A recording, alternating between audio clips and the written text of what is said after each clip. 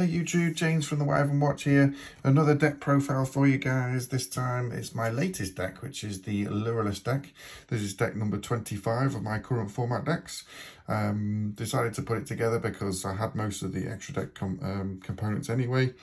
And after opening a couple of boxes of Synchro Storm, had pretty much all the Lyrilusc support as well. Love the artwork, of course. It's a Wing Beast deck, which I always love. It's a Wind deck, which I also like.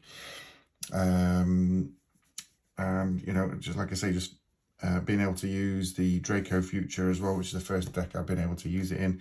I just thought I'd put it all together. So this is my take on the deck. I'm not saying it's going to be perfect by any stretch of the imagination, but it's my take on it. So without further ado, we are running 2 Wagtail.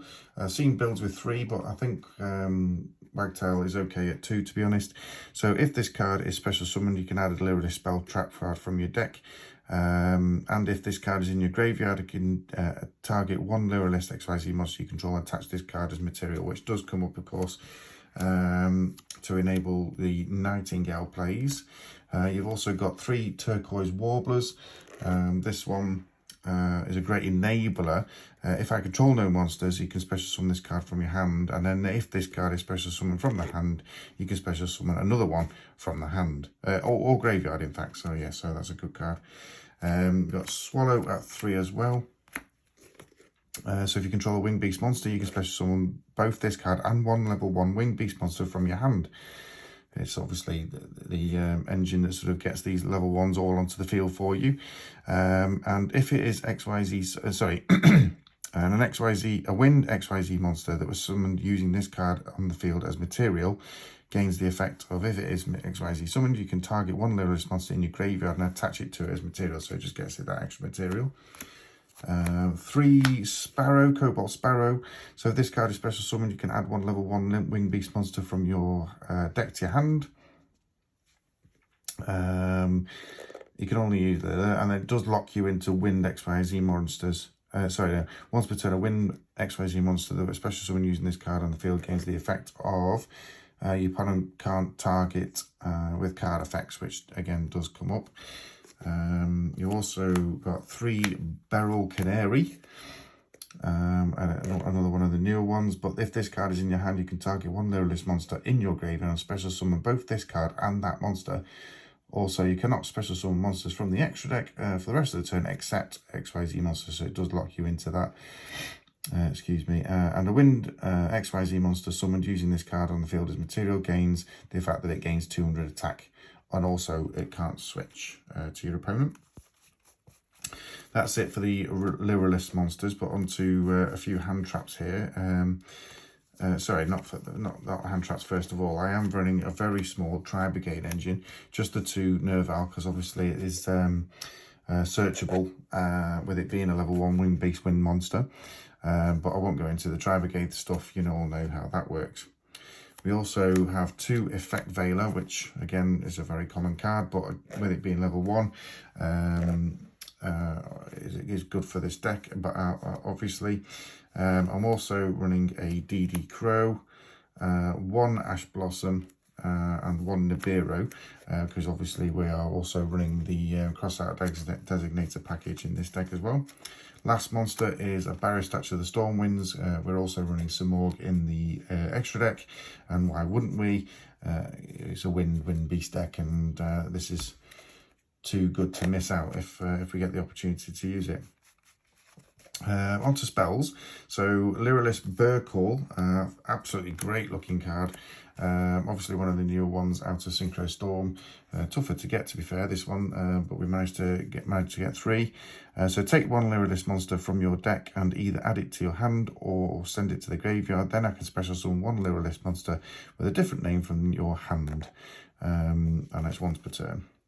We've then got 3, of course, of Crossout Designator, hence the other targets in the deck. We're also running 2 Where Art Thou. I'm still toying with this one. I'm not 100% on it. I need to test a little bit more.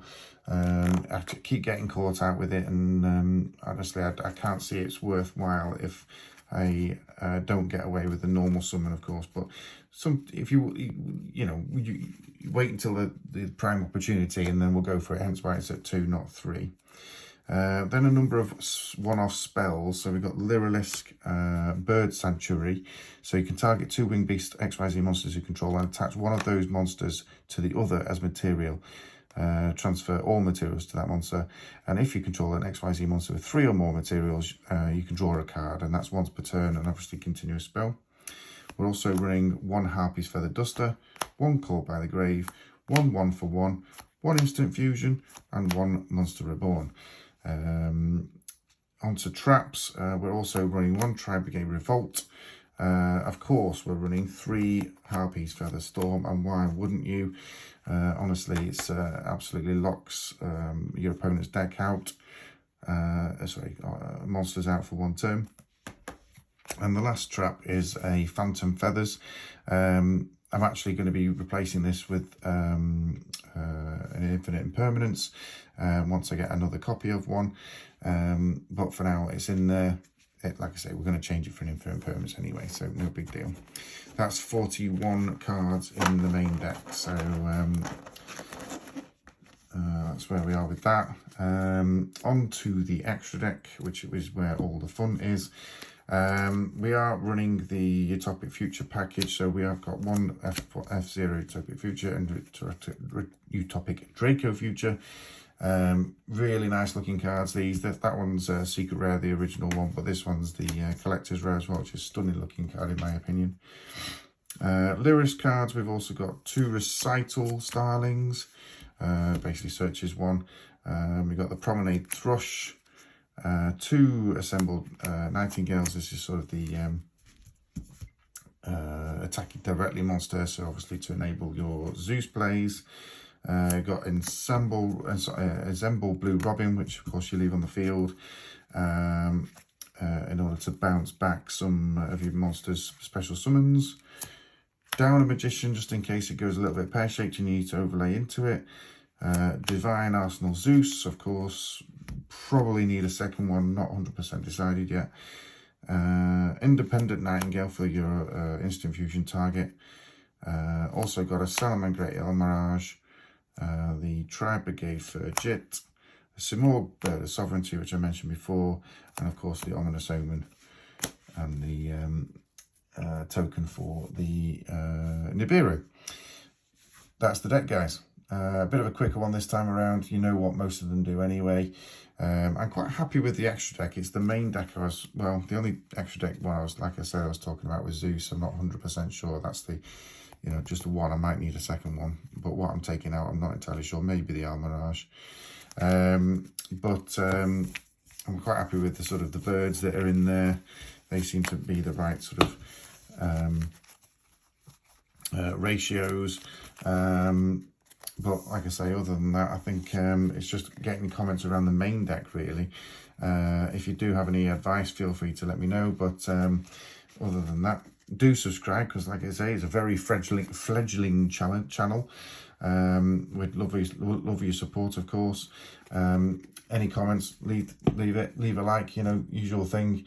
But more importantly, if you like the content, I'm going to be posting up more and more profiles. Like I say, I've got 25 current format decks, and this will be the 4th profile for it. So we're going to continue the little series, not on and off, and I'm not going to be posting up every week or anything, but maybe once a month, something like that. Thanks once again for watching, and we'll see you next time. Thanks a lot. Bye.